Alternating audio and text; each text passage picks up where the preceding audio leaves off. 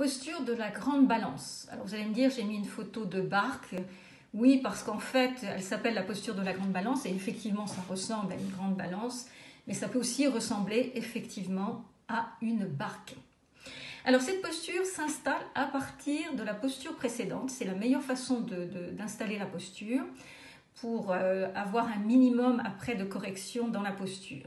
Donc vous reprenez la posture du nombril que vous tiendrez moins longtemps bien sûr, puisque là le but c'est pas la posture du nombril, c'est cette posture de la grande balance. Lorsque vous êtes installé en posture du nombril, vous allez en même temps, et ça se fait en même temps, mais alors attention, il faudra vraiment être très vigilant sur la tenue de la région du bassin.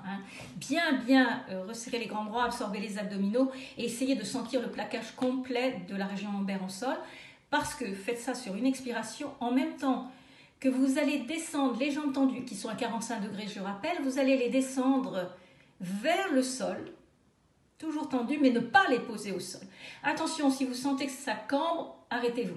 Et en même temps qu'on a descendu ces jambes tendues le plus près possible du sol, sans les poser au sol, de l'autre côté, on a les bras qui sont dans la posture du nombril de chaque côté parallèle au sol. On va par l'avant les monter à la verticale et ensuite aller les porter vers l'arrière tout en descendant le plus près possible du sol sans poser au sol,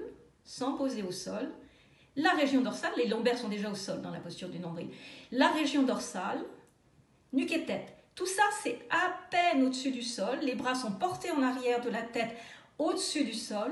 C'est une posture assez difficile que vous n'allez pas forcément maintenir très longtemps. Ce qui est intéressant, c'est ce passage de la posture du nombril à cette posture.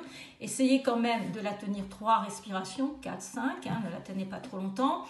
Et dès que vous sentez que vraiment vous êtes en train de lâcher la région du bassin, il peut y avoir aussi des tensions dans la nuque, voire au niveau des épaules, c'est lié au poids des bras portés en arrière de la tête qui ne sont pas au sol.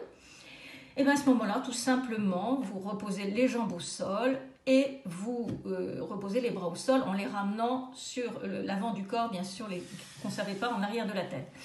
Si pour une raison ou une autre, il y a eu problème au niveau des lombaires, vous ramenez à un moment les genoux à la poitrine en les enlaçant. Ça permettra de soulager la région lombaire.